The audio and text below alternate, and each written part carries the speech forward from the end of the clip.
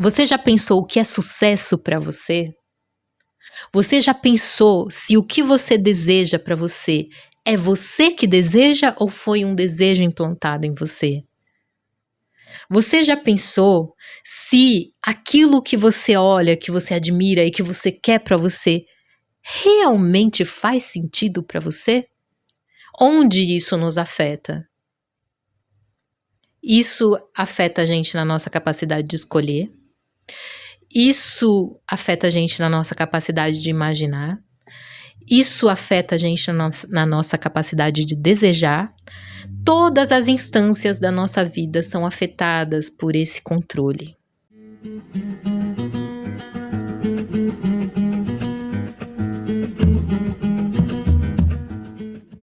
Olá, eu sou a Rosimara Quelela, sou criadora e gestora do Umbango, espaço cultural virtual. E aqui a gente fala de arte, educação e saúde em perspectivas africanas e indígenas, para que a gente possa ter outros parâmetros para movimentar as nossas vidas. Bom, é começo de ano, janeirão, já estamos quase no final do mês, a última semana do mês, mas ainda é começo de ano, então eu te desejo um feliz ano novo, com muita potência de vida, muito axé, muito ngunzo, que seja um ano de muitos movimentos, crescimento e fortalecimento para você.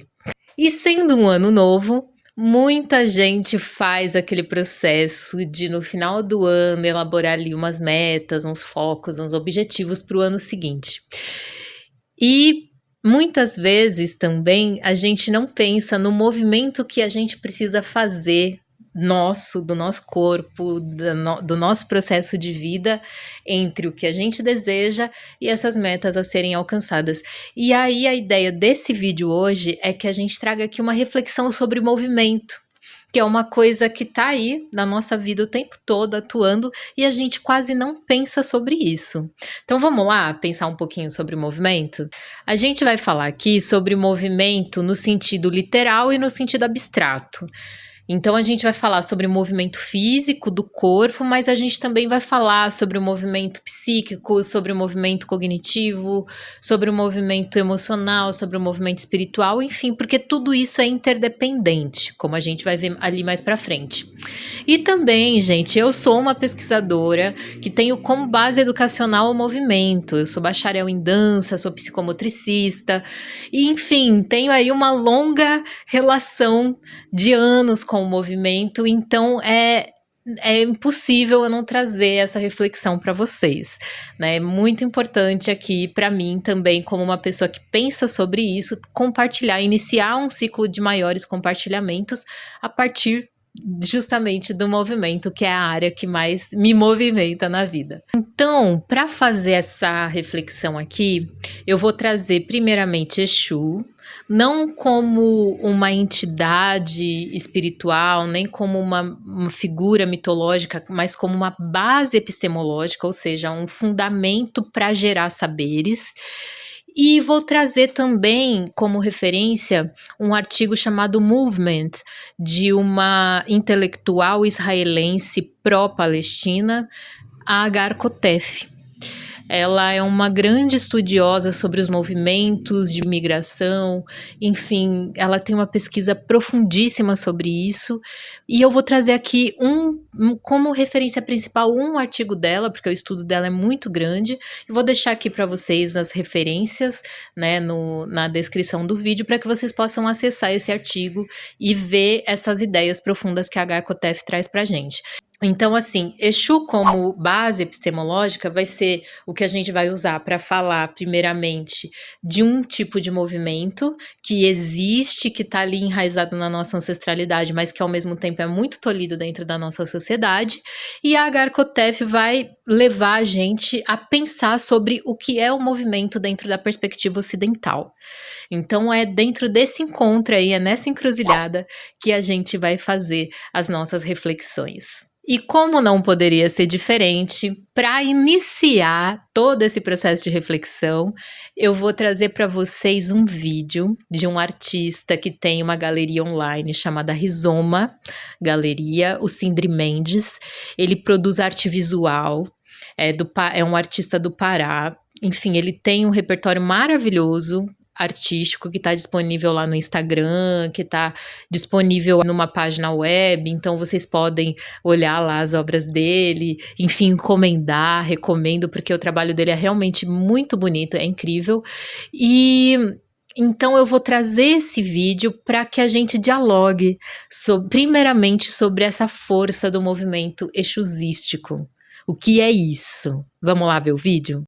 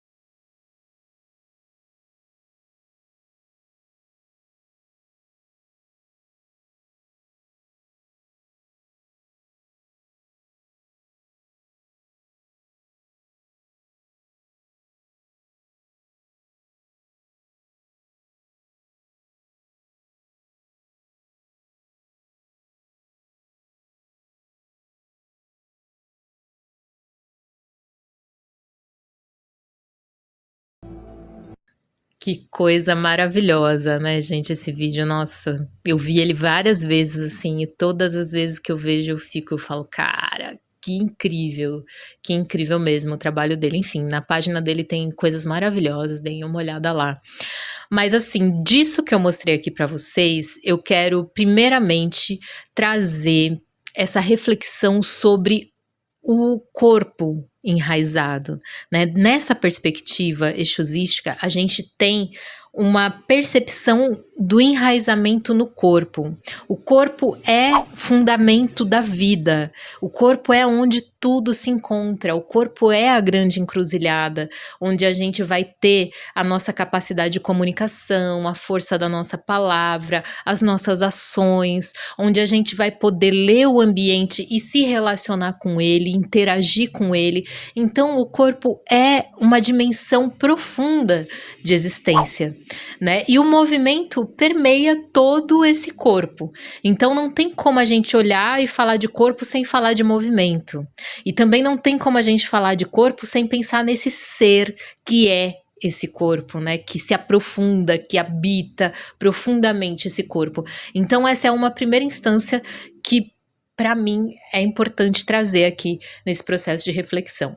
E uma segunda dimensão que ele traz aqui, que é incrível, que é a dimensão ética do movimento do corpo. né, desse corpo que se move, que troca com o ambiente, que emana a sua palavra, que emana o seu movimento, que emana a sua ação, e isso vai e volta, isso retorna para o corpo, né? E nesse caso, a gente precisa perceber que ele fala de consequência, ele não fala de culpa, né? Então é uma ideia de fluxo contínuo ali de troca entre nós e o mundo, fazendo essa vida reverberar no ambiente e o ambiente reverberar na vida. Então é todo um processo integrado de relação, né? Então, dentro dessa perspectiva, o corpo é a encruzilhada onde tudo se move, onde todas as relações movem, onde todos os sentidos movem, onde tudo passa e transforma, né? Um processo contínuo de passagem e transformação.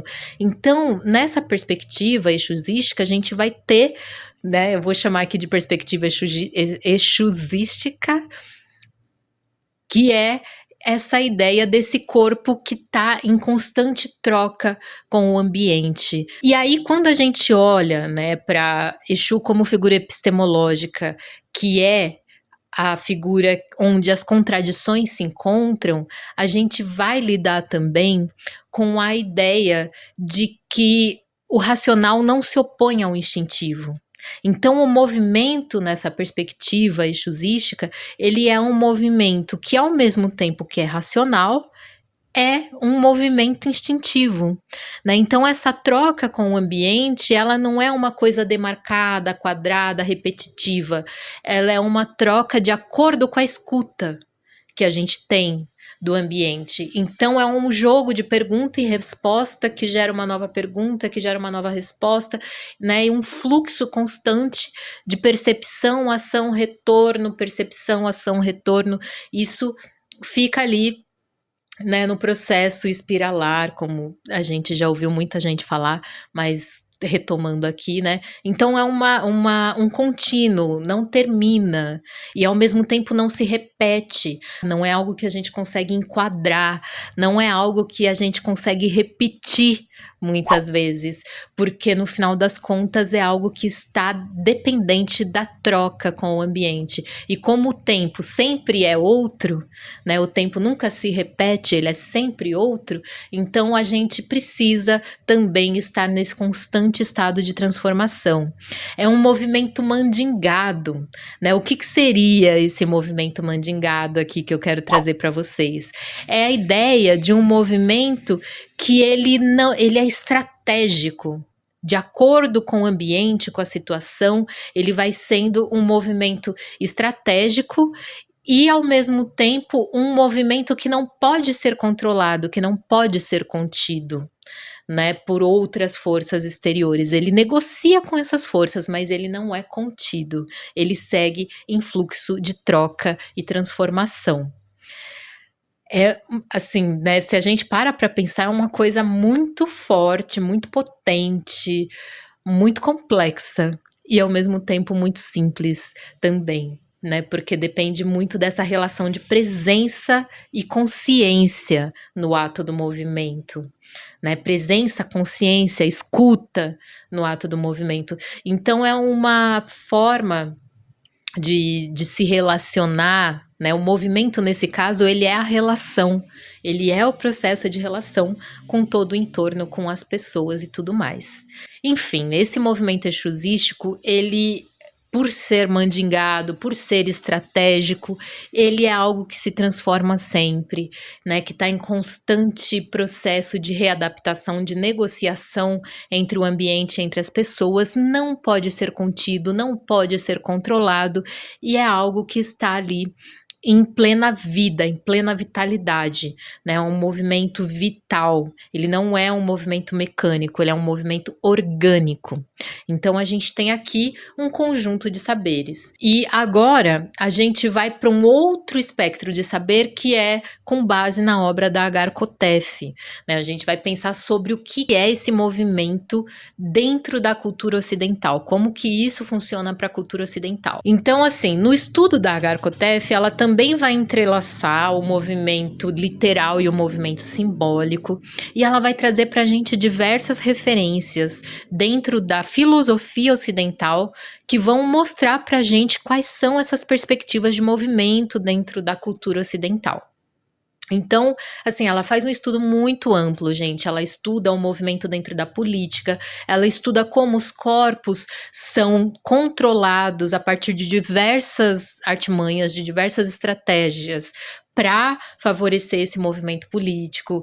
Ela estuda o movimento da imigração, né? Então é um estudo muito amplo. Então, o que eu vou trazer aqui para vocês é um resumo do resumo, um escopo assim bastante pequeno mesmo da obra dela. Eu recomendo que vocês entrem em contato porque é uma obra incrível, né? Então, quando ela fala de movimento na perspectiva ocidental, ela vai estudar os filósofos. Então, ela vai trazer a perspectiva filosófica do movimento dentro da cultura ocidental. A Agar Kotef inicia o artigo dela trazendo a perspectiva do Platão. O Platão era contra a democracia.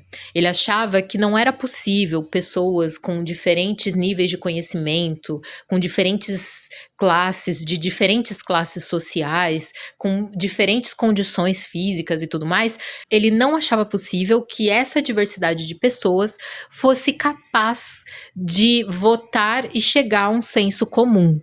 Então ele era muito contra a democracia, né? A República ali é um texto onde ele vai falar muito sobre o porquê a democracia não funciona na perspectiva dele. E aí a gente precisa entender a raiz dessa palavra, né? Então a democracia ela vem do prefixo demos grego. As demos eram grupos de pessoas que tinham que se deslocar ali do campo, do trabalho no campo, para a cidade, para a polis, para conseguir votar, para conseguir participar do processo de governância. Então, demos é relativo a movimento, né? A pessoas que se deslocam de um espaço a outro para exercer o seu poder ali de interferir, de opinar sobre a governança de um determinado espaço. Então vejam só que interessante. O Platão era contra isso. E ele achava que, inclusive, as pessoas, né, os homens democratas eram falastrões, falavam e faziam coisas de qualquer jeito, de qualquer modo, não pensavam, não tinham uma capacidade de raciocinar. Então ele era muito contra esse movimento e num dos seus escritos ele diz literalmente: o corpo do homem democrático é frenético, ele salta, ele grita para falar das suas opiniões, né? Então aí a gente já vê que existe um olhar para o movimento que, pera, esse movimento não é adequado. Não é desse jeito que a gente tem que discutir, não é desse jeito que a gente tem que conversar, né? Então ele já tinha ali uma percepção de que o movimento precisava ser contido, né? Então, a ideia do Platão de movimento é que o movimento deve existir, sim, para levar para uma estabilidade, para uma ordem. Então, esse é um dos primeiros fundamentos aí da cultura ocidental em relação ao movimento. E aí a Agar Kotef vai passar por diversas referências e outras duas importantes referências que ela vai trazer para a gente é de Hobbes e Locke, dois outros filósofos, né, relacionados aí à questão do mundo liberalista, né, do liberalismo político. E Hobbes e Locke, os dois, cada um à sua maneira, vão começar a atrelar um movimento à ideia de liberdade. Enfim, são filosofias densas, estudos profundos, mas em resumo, esses dois relacionam movimento à ideia de liberdade. E aí a gente começa a ter uma base mais interessante para entender o que é esse movimento dentro da perspectiva ocidental. Enfim, e aí a Agar Kotef segue trazendo para a gente diversas referências, e uma das referências muito interessantes para a nossa discussão aqui que ela vai trazer é a referência das Bloomers.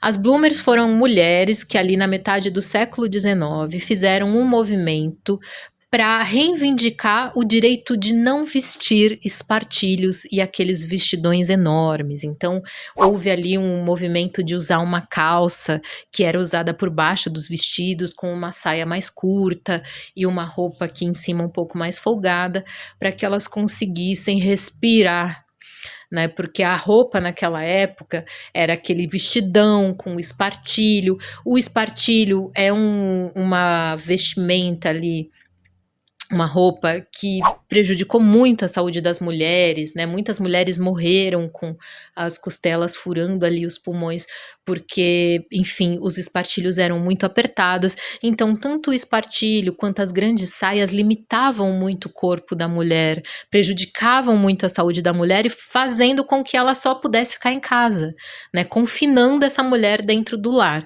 Então, teve esse movimento Bloomers no meio do século XIX ali mais ou menos, e elas reivindicaram que era necessário ter mais liberdade de movimentar o corpo, ter mais liberdade para conseguir, enfim, ir e vir, né, para que elas não ficassem ali tão confinadas ao lar. E a partir dessa história das Bloomers, a Agar Kotef vai trazer para a gente a perspectiva de que dentro do mundo liberal ocidental, o movimento ele está muito ligado à ideia de liberdade física, liberdade para se mover. E quem é que tem essa liberdade para se mover? É o homem branco, rico, cis, hétero, o cara que é neurotípico, o cara que tem toda a capacidade física dele para se mover para qualquer lugar. Então, dentro dessa perspectiva, aí a gente vai olhar para a narrativa histórica, que é feita por homens brancos, ricos e com todas essas características que eu trouxe para vocês. A gente vai ouvir falar sobre expansão colonial, a gente vai ouvir falar sobre progresso, a gente vai ouvir falar sobre desenvolvimento. Então, essas palavras, elas estão relacionadas a esse ser, a esse homem branco, cis, hétero, que tem toda a capacidade de mobilidade, neurotípico, rico, né? Então a gente começa a ver aqui que o corpo que tem a liberdade de se mover e a liberdade de existir, tal qual ele quiser, é esse aqui, desse homem. E esse homem cis, branco, rico, heterossexual, neurotípico, que tem todas as suas capacidades físicas para se mover para onde ele quiser, né? Ele se torna uma figura que tem autonomia e liberdade de movimento e que as outras pessoas, mulheres, pessoas negras, pessoas indígenas, enfim, né, o outro, a outridade está subordinada a ele. E ele é que vai decidir como mover esses outros. Então é ele que vai decidir sobre o corpo da mulher, é ele que vai decidir sobre o corpo da criança, é ele que vai decidir sobre o corpo das pessoas que são de outras etnias, de outros lugares do mundo, né? Porque quando a gente fala que a gente está falando desse homem europeu, desse homem estadunidense, entendem? Então é uma teia complexa, né, como a gente pode perceber. Então esse homem que vai decidir sobre os outros, ele tem o poder de controlar o movimento dos outros. Sendo assim, dentro da perspectiva ocidental, o movimento precisa ser um movimento controlado. Isso vai lembrar muita gente lá, o Platão. Né, um movimento que leva para uma estabilidade, que leva para uma ordem, que leva para um lugar de um manda e o outro obedece, e um lugar onde as coisas estão nas suas caixinhas, nada sai do lugar. E aí, essa ideia desse movimento controlado do Ocidente é a ideia que vai demonizar a figura exusística, o movimento exusístico e tudo que ele representa dentro da sociedade. É a que vai tolir a possibilidade de que os outros se movam, porque ela vai determinar quem vai se mover e como, por quê, né? Que vai ali prender os quadris das mulheres, que vai profanizar determinados movimentos, né? Que vai mais uma vez demonizar esses corpos que se movem de uma outra forma que não essa, né? Que vai decretar que esses corpos são selvagens, que eles precisam ser controlados, que eles precisam ser domados. E aí você deve estar perguntando, né? Nossa, que viagem! Beleza, Rose. Mas e aí? O que eu tenho a ver com isso? Né? Então, assim, eu trago toda essa reflexão aqui para vocês, para a gente entender que isso é um processo muito longo, né, então eu comecei lá na Grécia Antiga, eu passei pelo Hobbes, pelo Locke, e chego nas mulheres, né, ali na época vitoriana, e chego aqui, agora. A questão é, nós somos herdeiras e herdeiros e herdeires desse processo de movimento controlado. Então, a gente tem um processo de controle de movimento que começa ali na família e depois ele passa para a escola, que é a maior instituição controladora de movimentos, né? E detalhe, esse processo de controlar o movimento, ele acontece a partir do corpo, inicialmente, porque no corpo reside todas as outras afluências, né? Então, quando você controla um corpo, você controla físico, você controla o cognitivo, você controla o psíquico, você controla o emocional, você controla toda essa esfera maior que essa pessoa é, porque isso é indissociável, isso é inseparável. Então, nós, atualmente, ainda somos herdeiros dessa herança desse movimento controlado. E aí você, na sua casa, quando você dá um celular para sua criança ficar quieta, para ela parar de se mexer, você está exercendo controle sobre o movimento dela. Você está tolhindo o movimento dela. Né? E aí, assim, a gente, né, quando a gente pensa sobre tudo isso, a gente tem que olhar para o lugar de que, assim, nós somos pessoas que precisam se trabalhar, que precisam descolonizar as suas mentes para conseguir vivenciar uma vida mais plena. Então, todos nós, inclusive eu que estou aqui falando para vocês, temos essa herança e precisamos lidar com ela. A gente não precisa se culpar, a gente precisa olhar para nossa herança e ver como que a gente transforma ela. Como é que a gente sai desse movimento controlado e vai para esse movimento exusístico.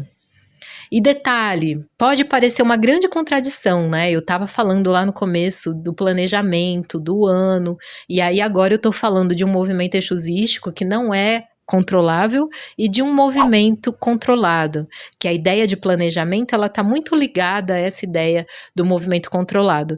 Só que existem planos e planos. Existem os planos que são lineares e existem os planos abertos, onde a gente consegue dialogar com o ambiente e às vezes ir até mais longe do que aquilo que a gente tinha pensado. Existem os planos flexíveis, onde eu penso um objetivo, onde eu penso uma meta, mas de repente eu percebo que a vida está me mostrando outro caminho e eu não tenho problema nenhum em largar aquele foco para adquirir um novo foco, para adquirir uma nova possibilidade. Então, essas duas coisas, elas não são contraditórias, elas são complementares, desde que a gente não caia na armadilha do movimento controlado, né? E aí o que que acontece? Então, assim, voltando, então a gente tem a escola como essa instituição, né, a primeira instituição com a qual a criança tem contato, e é o lugar onde a criança vai ter ali todo o enraizamento dessa ideia desse movimento controlado. Então, a configuração do ambiente escolar, sobretudo de escolas públicas, ela está diretamente relacionada com a ideia de controle dos corpos, disciplinar os corpos, né, desse corpo disciplinarizado, como fala a Garkotef dentro da obra dela, né? A escola é o espaço onde esse corpo vai ser domesticado. E aí, assim, se você que está me vendo é uma educadora, é um educador, é importante que você repense as suas práticas para que você consiga trazer esse corpo exusístico, né, para o seu ambiente e consiga, de alguma forma, fazer pelo menos ele permear a experiência das crianças para que elas tenham outras referências, né? Agora, na nossa vida, voltando para esse lugar da nossa vida, nós fomos educados assim, nós fomos educados em instituições de ensino que enquadraram o nosso corpo, e inclusive as instituições de ensino de arte, de dança, né? Muitas instituições, para não dizer todas, vão ter esse caráter disciplinarizador do corpo, né? Esse caráter disciplinante. Então a gente vai ter ali dentro dessas instituições um espaço que às vezes é bastante violento para o corpo, inclusive, dependendo do espaço onde você estiver, onde a pessoa estiver, né, estudando o movimento. Onde isso nos afeta? Isso afeta a gente na nossa capacidade de escolher, isso afeta a gente na nossa capacidade de imaginar, isso afeta a gente na nossa capacidade de desejar.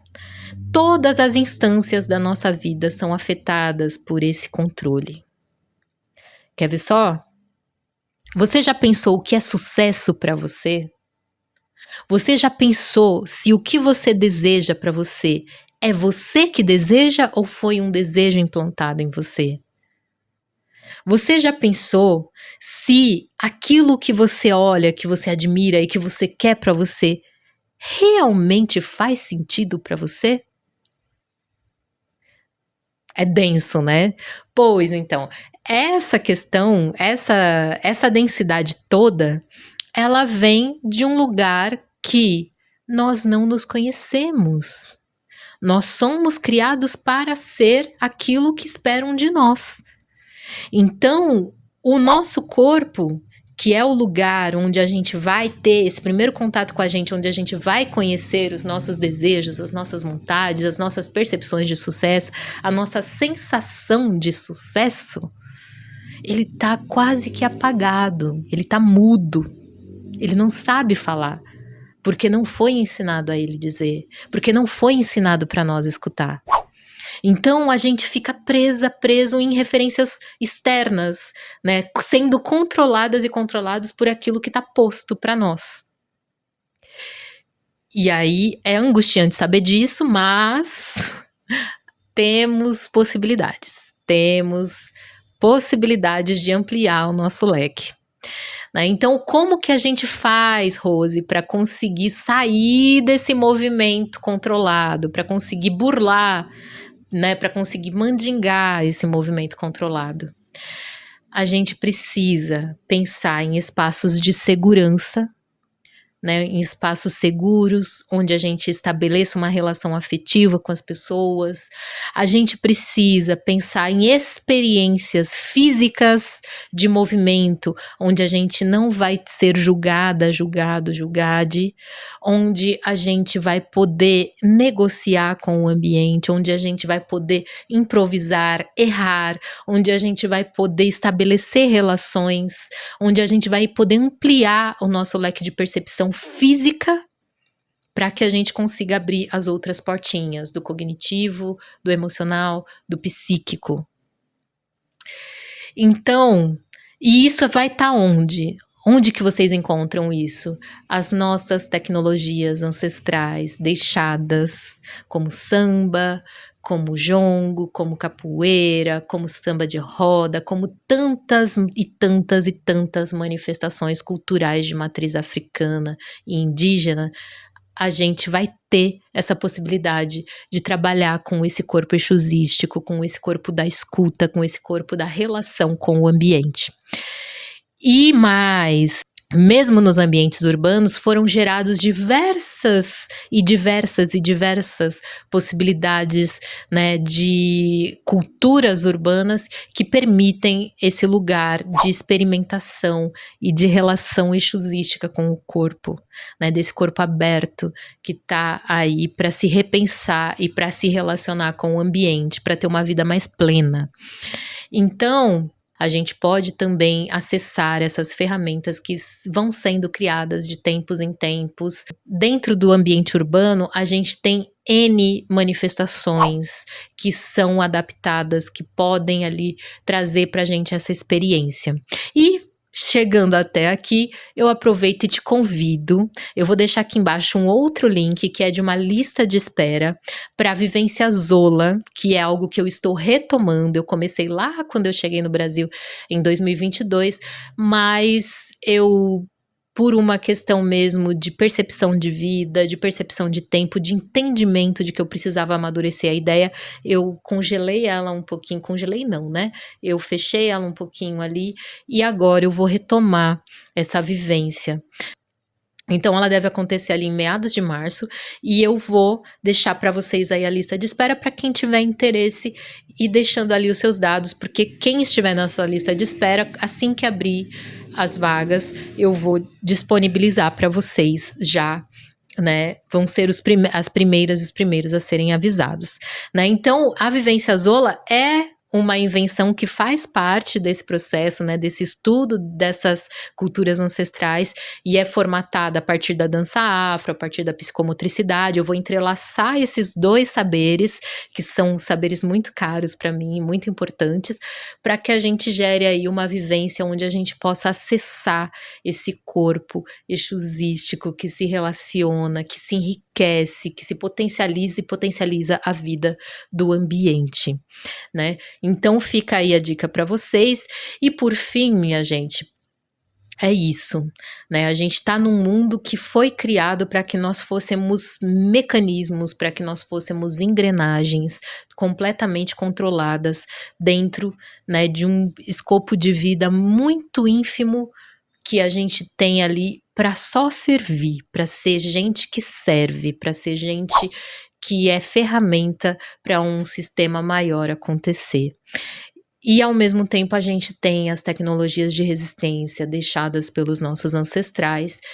A minha ideia aqui não é ser guru de ninguém, não é, ser guia de ninguém, mas é compartilhar um pouco do que eu acessei, um pouco do que eu consegui trabalhar em mim, para que esse conhecimento cresça, porque o conhecimento só cresce quando a gente compartilha, né, então a gente precisa ir plantando outras possibilidades, e é essa a ideia aqui, que a gente plante outras possibilidades. Então me diz o que que você achou dessa conversa toda, que insights que você teve, que percepções, né, que desejos você começou a perceber a partir dessa conversa. Me deixa aqui nos comentários as suas percepções. E é isso, gente. Um ano maravilhoso para vocês, cheio de unguzo, cheio de axé, cheio de potência de vida. Que seja um 2026 muito potente, que a nossa vida ganhe muita potência em 2026. Etumo dito, estamos juntos.